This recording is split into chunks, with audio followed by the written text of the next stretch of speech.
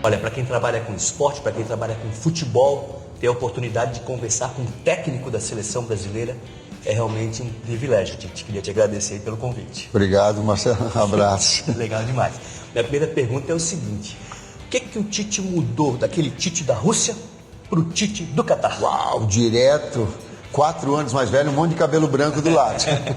Traz consigo um legado de experiências maiores e continua com a faísca do procurar saber, do procurar estudar, do procurar evoluir. Eu acredito muito na experiência e acredito muito na busca da evolução do estudo. Esse processo todo, tomara que eu esteja e que possa representar dentro do campo essa melhoria. Legal, Tite. Com tantos jovens atacantes agora ganhando destaque, sendo convocados, existe no planejamento da comissão técnica uma seleção com o Neymar, por exemplo, no banco? Marcelo? O Neymar não, no banco não. Muita qualidade junto.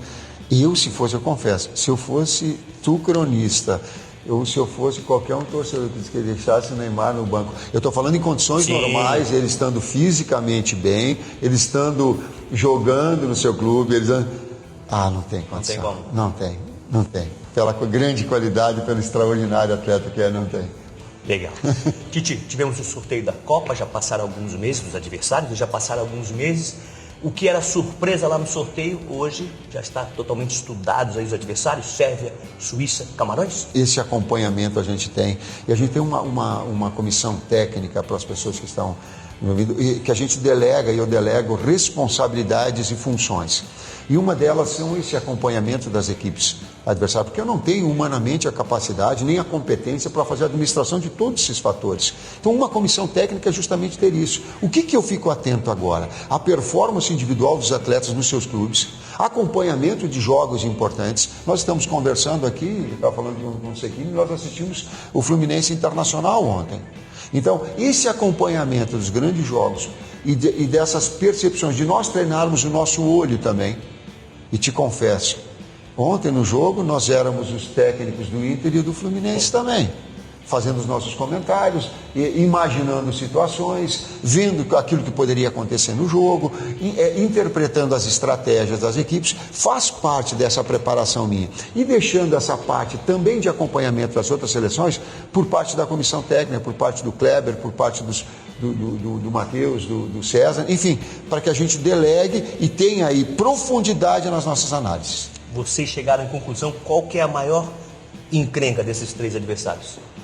Nós estamos avaliando, e 100 dias antes da Copa, a gente consegue ter um panorama, mas ali na frente a gente vai ter uma condição mais real. São escolas diferentes. A gente sabe que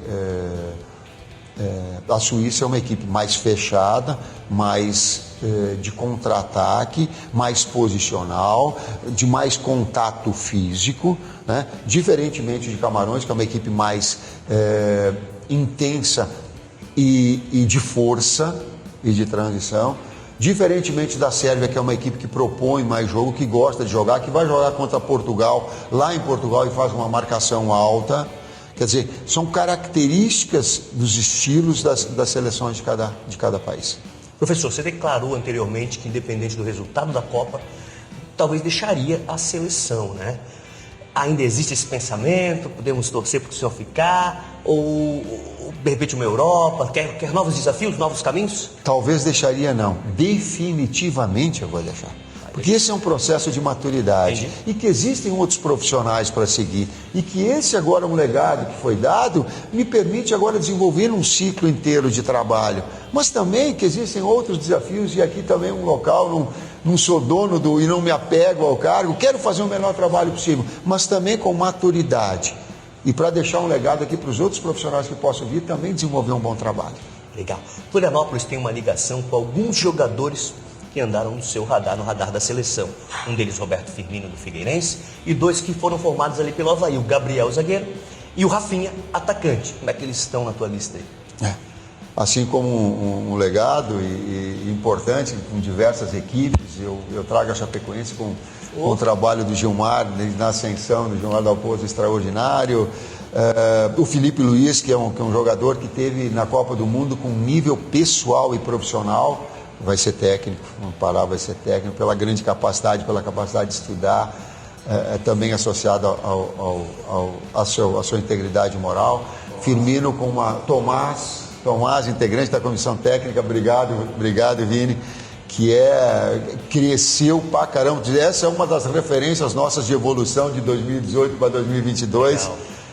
Então nós temos aí uma série, o Firmino retomando o seu melhor processo, se consolidando o Gabriel Magalhães num processo evolutivo, e o Rafinha mais ainda numa grande surpresa para mim particularmente, e que essa prospecção por parte da comissão técnica que trouxe o Rafinha, não fui eu que analisei o Rafinha, eles que descobriram. Foi eles que buscaram e trouxeram, e aí a partir daí toda uma evolução do próprio atleta. O número de 26 jogadores era um desejo seu também, né, de convocar 26. Mas não era partícipe dos outros técnicos. Os outros técnicos não queriam, não. Eu senti quando nós nos reunimos na Copa do Mundo que havia restrições a isso.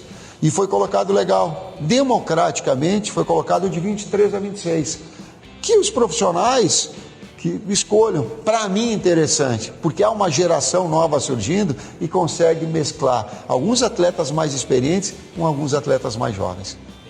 Copa do Mundo no final do ano, uma Copa do Mundo diferente, jogadores da Europa vão chegar um pouco mais no auge, temporada deles começando agora, o nosso jogador, o jogador que atua no Brasil, chega um pouco depois. Não é tanto problema porque a grande maioria dos atletas estão atuando fora. E eu vou pegar uma observação que o Ancelotti fez ontem, e dizer ele assim, no retorno, ele falando em relação ao Real Madrid, disse, o cuidado que eu vou ter no retorno do Mundial vai ser na parte mental.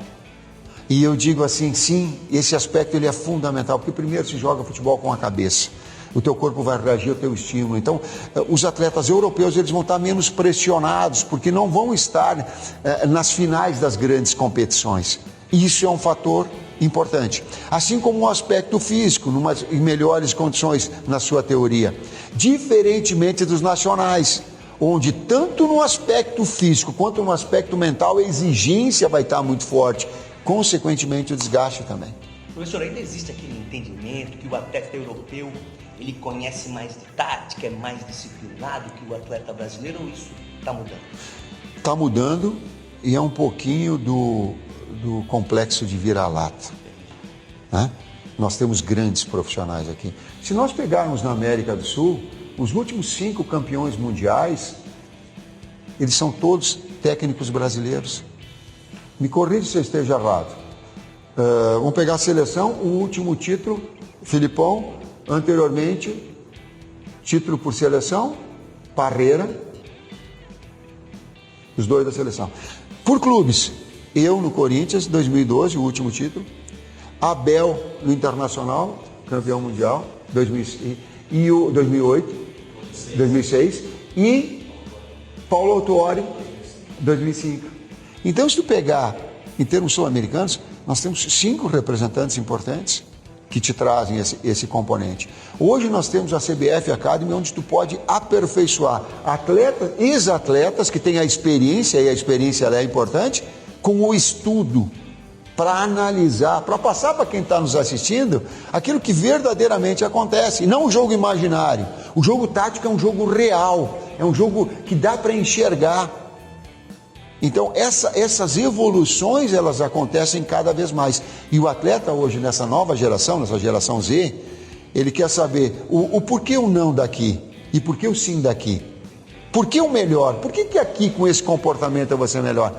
Isso compete a nós, inclusive, em trazendo uma geração de jovens na comissão técnica, onde essa capacidade da linguagem da geração Z ela possa ser também mais aperfeiçoada, mais desenvolvida. Legal. O professor Tite foi a favor da realização daquele jogo adiado com a Argentina, né? Mas parece que não vai acontecer. Por que a vontade de enfrentar os irmãos? Primeiro porque é correto, é justo, né? O que teve de e é o legal, e tu tem que fazer as coisas que elas são justas, que elas são corretas no âmbito, eu estou falando no âmbito do esporte, estou falando no âmbito da seleção brasileira. Nós fizemos tudo o correto e ficamos em campo. O que houve uma série de intervenientes muito grande. E aí ela entra no processo jurídico, ela entra no processo institucional, ela entra no processo dos países, aí ela tem uma abrangência muito grande. E aí o porquê de não acontecer o jogo, ele tem esse fator técnico, mas tem esses outros componentes, que às vezes simplificar demais é exagero. Essa análise desse jogo, ela tem que ser bem ampla, porque ela tem uma série de intervenientes. No aspecto técnico, eu já diria assim, ó, se fosse 14ª rodada, que legal! Ou 13ª, que eu acho que foi. Mas agora, a 18ª, eu corri o risco de ter um atleta expulso, ou a Argentina expulsa, e não jogar o primeiro jogo da Copa, que prejuízo técnico isso traz? Então, tu vê o quanto ela é contextual, essa análise. Deveria acontecer? Sim. Com a 13ª rodada e logo depois, sim. Agora uma série de aspectos. Tá certo. Gente, o Brasil vai repetir o técnico, né? Rússia, Catar com o técnico Tite. A pressão vem aumentando ou agora está estabilizada em cima do técnico da seleção? A pressão é sempre a mesma na busca da excelência. E outro dia, conversando com o Vinícius, a gente estava fazendo um retrospecto. Nas últimas 13 Copas do Mundo, é o 5º ciclo que vai ser completo. Normalmente se interrompe no meio das eliminatórias, cai o técnico, assume o outro. E nós vamos estar tendo a oportunidade de fazer, assim, foi conosco na outra Copa. A gente assumiu na metade de um trabalho. Agora nós estamos tendo a oportunidade de fazer um ciclo completo. Marcelo, eu acredito numa real avaliação quando há um ciclo completo de trabalho com início, meio e fim. Eu acredito numa evolução de equipe. Todas as equipes onde eu trabalhei, onde a possibilidade maior de sucesso aconteceu quando houve essa continuidade do trabalho. Tomara que agora também tenha. Top 3 das seleções do mundo. Brasil, as outras duas?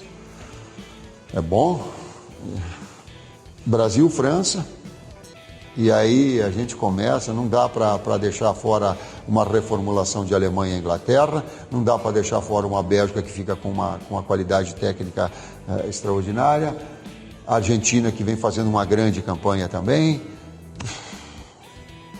por aí. O que o professor sente mais falta de fazer, que não consegue fazer agora com todos os compromissos de um técnico de uma seleção de esporte do Brasil? Sabe, Marcelo, que eu consigo me doutrinar, me organizar em relação a isso?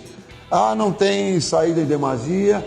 Os caras falam assim, quem não me conhece fala assim, vamos almoçar junto. Esse cara começa a ver que não conhece o Tite. O Tite não vai. Eu vou ficar em casa, vou ficar vivendo o meu trabalho, vou fazendo essa interação com vocês, porque é da minha função passar para o público aquilo que é o nosso trabalho. E eu digo assim que informação verdadeira é a melhor prevenção. Vocês têm que fazer uma análise do trabalho, mas têm que conhecer o trabalho.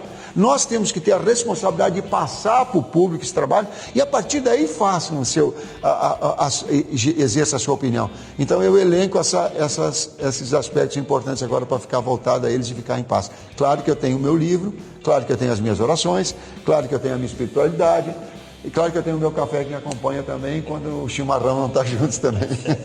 Professor, para a gente terminar, recentemente você e o Kleber apareceram lá em Santa Catarina, em Florianópolis, mais precisamente na Grande Florianópolis, com um videozinho mandando um alô para o Luiz Carlos Cruz, técnico do Guarani de Palhoça. Isso repercutiu muito lá na região, né? O Guarani acabou não conseguindo a classificação, enfrentou o Criciúma em 2 jogos, acabou perdendo, o Criciúma avançou, mas é um amigo do futebol? Nós temos em comum o Cruz, sim, é um grande profissional, uma pessoa que tem um carinho e um coração extraordinário, os seus pais, por vezes também. Nós temos grandes amigos, tu citaste alguns, eu citei de Chapecó.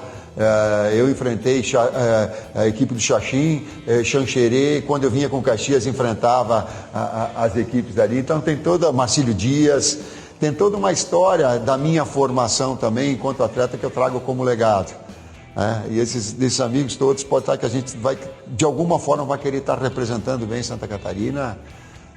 Eu tenho a minha nora, que é catarinense também, então os netinhos, 2, a coisa mais linda, 2 fumacinha também. Então, de poder, de alguma forma, poder estar representando com orgulho. Não sei se com toda a competência que mereceria Santa Catarina, mas com a lisura e com a correção, isso pode ter certeza, Marcelo. Legal demais, resenha muito boa conversar contigo, Tite. Obrigado e boa sorte para todos vocês. Obrigado. Lá no Catar. Bom trabalho para nós, a gente se vê lá.